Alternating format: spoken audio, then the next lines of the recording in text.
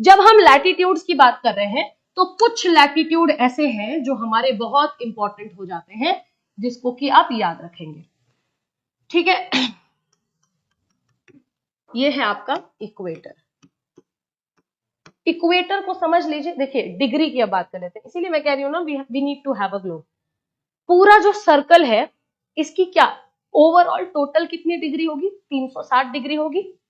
अब 360 डिग्री का एक सर्कल है, इसको बांटते हैं। चलो, ये पूरा का पूरा सर्कल है, ये इक्वेटर है। इक्वेटर मतलब आपके साइड जो फेस है सर्कल का, अभी पीछे का फेस तो भूल जाइए, आपके साइड जो सर्कल का फेस है, यहां ऊपर और यहां नीचे दोनों मिला करके 180 डिग्री होगा, और पीछे 180 डिग्री होगा। यही तो होगा ना, तभी तो 360 होंगे।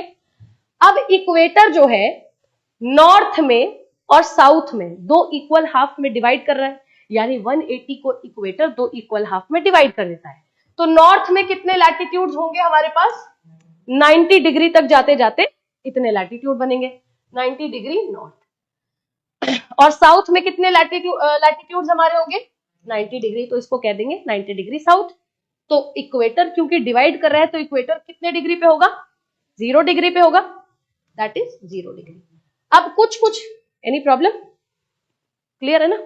अब कुछ कुछ लाइनें ऐसी हैं, कुछ कुछ लैटिट्यूड जिसको हमने ना रेफरेंस के रूप में ले लिया। सारे लैटिट्यूड्स इंपॉर्टेंट है, लेकिन दो तीन लैटिट्यूड्स बहुत ज्यादा ही इंपॉर्टेंट है। एक लैटिट्यूड आप यहां बना लीजिए और लिखिए tropic of cancer.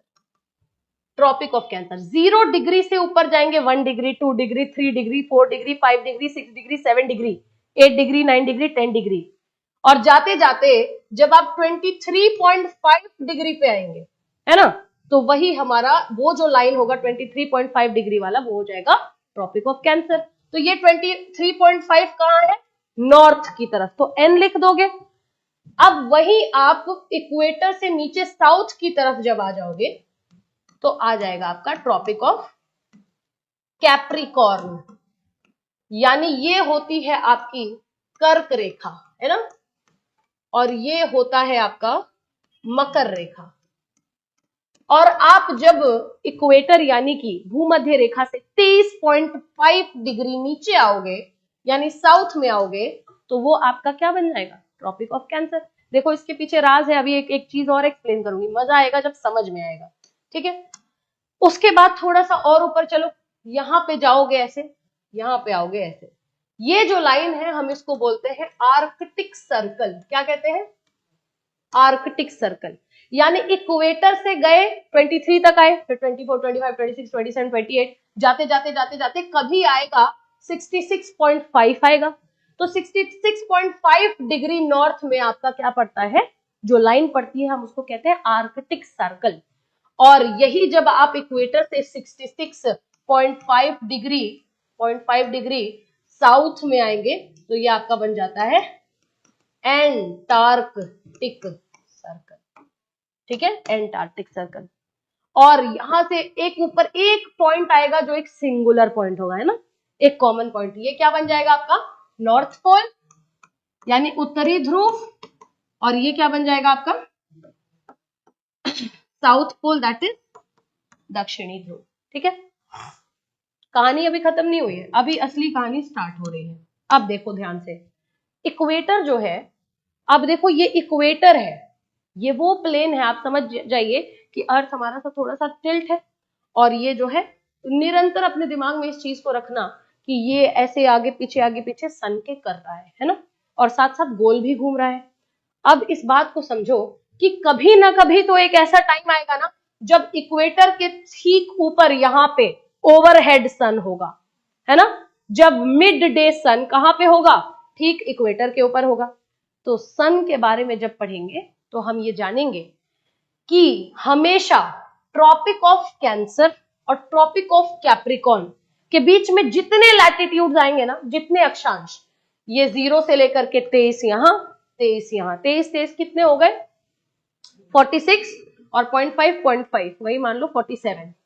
Total 47 latitudes जो बीच में पड़ रहे हैं ना, 47 के 47 लैटिट्यूड्स पे एक न एक बार साल में सन उनके सिर पे एकदम होता है, ओवरहेड होता है। ठीक है, यानी सब सारे ये जो लैटिट्यूड्स है ना, ये 47 लैटिट्यूड्स, वो देखेंगे कि मिड डे सन ठीक उनके ऊपर है। अच्छा, ये ट्रॉपिक ऑफ कैंसर के उधर चले जाओ तो सन कभी भी यहाँ के लैटिट्यूड्स में ओवरहेड नहीं होगा।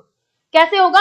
यहाँ पे है और यहाँ से ऐसे ऐसे एंगल में रोशनी जा रही है सन की, है ना, लेकिन इनके ओवरहेड कभी भी सन नहीं आएगा। और सन जो है ट्रॉपिक ऑफ कैंसर और ट्रॉपिक ऑफ कैप्रिकॉर्न के ओवरहेड क्यों आ पाता है? एक रीजन सबसे बड़ा इसका यही है क्योंकि सन टिल्टेड है, सॉरी अर्थ टिल्टेड है ना। टिल्ट होकर के जैसे घूम रहा है, तो आप देखोगे, अभी मैं एक ड्राइंग बनाऊंगी उसमें भी आप देखोगे कि अर्थ का हर कोना जो है सूर्य से रूबरू होगा, और यही खूबसूरती है अर्थ के टिल्ट होने में, समझे? तो इसलिए आप हमेशा याद रखिए कि इस जोन को क्या कहते हैं? टॉरिड जोन, ठीक है, इसको कहते हैं नॉर्थ टेम्परेट जोन, और इसको कहते हैं साउथ टेम्परेट जोन, इसको कहते हैं फ्रिजिड जोन, इसको भी कहते हैं फ्रिजिड जोन, ठीक है, लिख लो फटाफट।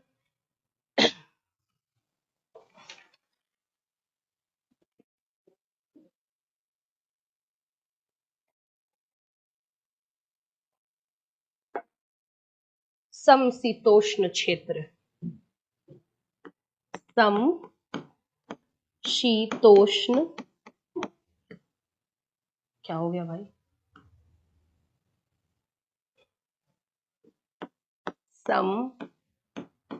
समशीतोष्ण क्षेत्र, जितने भी टेम्परेट जोन है ऊपर नीचे नॉर्थ में है और साउथ में है, ये उत्तरी समशीतोष्ण और ये दक्षिणी समशीतोष्ण।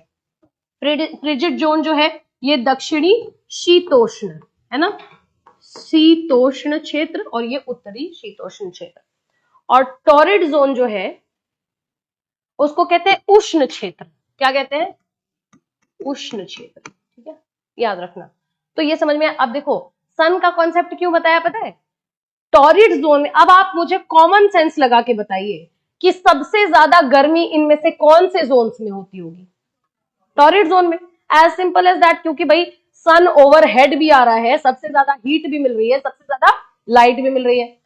थोड़ी सी मॉडरेट लेवल का टेम्परेचर थोड़ा सा कहां होता होगा? टेम्परेट जोन में, है ना, क्योंकि इनको सन की हीट और एनर्जी और लाइट तो मिल रही है लेकिन थोड़ी सी कम। और एकदम ठंडा माहौल कहां पे होता होगा? फ्रिजिड जोन में। क्योंकि एक बात हमेशा याद रखना, होराइजन समझते हो? होराइजन क्या होता है? ये आपने देखा होगा ना पिक्चर्स में, ऐसे एक दो पहाड़ होते हैं और सन ऐसे निकल रहा होता है ना। या फिर आप कभी कोई रिवर बॉडी देखोगे तो ऐसा लगता है सन जो है उसके नीचे पानी के अंदर जा रहा है ना। तो वो जो सतह होती है ना जहां से सूर्य उग रहा है, हम उसको कहते हैं होराइजन, उसको कहते हैं क्षितिज।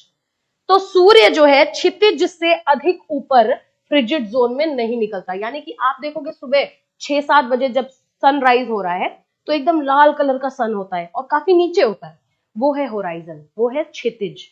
फिर हमारा सन धीरे धीरे धीरे धीरे धीरे धीरे यहां आ जाता है ना, तो वो हमारा मिड डे सन हो गया। लेकिन जब आप फ्रिजिड जोन में चले जाओगे तो फ्रिजिड जोन में आप देखोगे कि सन अगर दिख भी रहा है ना तो हमेशा यहाँ होराइजन पे दिख रहा है। एज सिंपल एज दैट, क्योंकि सन तो है यहाँ पे ना, तो कितना एंगल बना लेगा, कितना ज्यादा पहुंच जाएगा। फ्रिजिड जोन पे खड़े होके देखो, सूर्य तुमको कभी ऐसे नहीं, ऐसे ही दिखाई देगा हमेशा, है ना। तो सबसे ज्यादा ठंडा जोन कहां पे होता है? फ्रिजिड जोन में। So in terms of temperature, मतलब please categorise in terms of temperature different zones on the equator. आप equator, not on the equator but on earth, आप पृथ्वी के ऊपर तापमान के विषय में अगर बात किया जाए तो पृथ्वी को अलग अलग क्षेत्र में बांटिए। तो आप कितने क्षेत्र में पृथ्वी को बांटोगे? 3 क्षेत्र में बांटोगे, टॉरिड जोन, टेम्परेट जोन और frigid zone. Ma'am torrid zone तो चलिए एक पास होता है, टेम्परेट जोन जो होता है मैम वो नॉर्थ में भी होता है, साउथ में भी होता है, फ्रिजिड जोन भी है, नॉर्थ में भी होता है, साउथ में भी होता है। अब मैंने अगर सवाल पूछ दिया, अच्छा तो टेम्परेचर के बेसिस पे बांटना था, तो तुमने क्या बताया, कहां कहां टेम्परेचर ज्यादा और कहां कहां कम होता है, तो क्या बताओगे? तीनों जोन्स का टेम्परेचर मुझे कौन बताएगा यहाँ पे?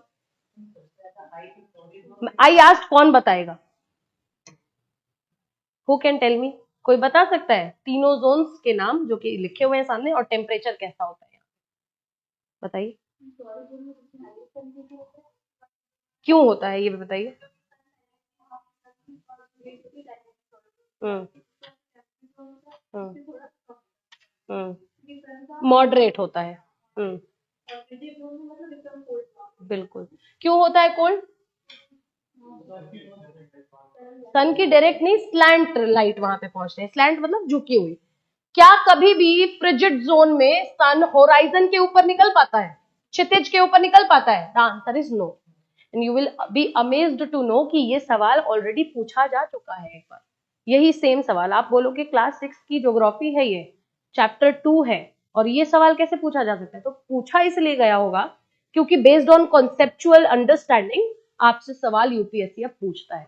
यूपीएससी अब वो 2012 और 2006 का यूपीएससी नहीं है। 2006 के कई सारे क्वेश्चन ऐसे भी हैं जो आपसे डायरेक्ट सवाल पूछ देते हैं, कि मतलब काफी इजी सवाल पूछ देते हैं। अब उस लेवल का सवाल सीडीएस भी नहीं पूछता है ना, लेकिन अब अंडरस्टैंडिंग पे सवाल हमारे पूछे जाते हैं। ठीक है, तो ये जो है ये आपका बहुत ही अंडरस्टैंडिंग कॉन्सेप्ट है कि जोन्स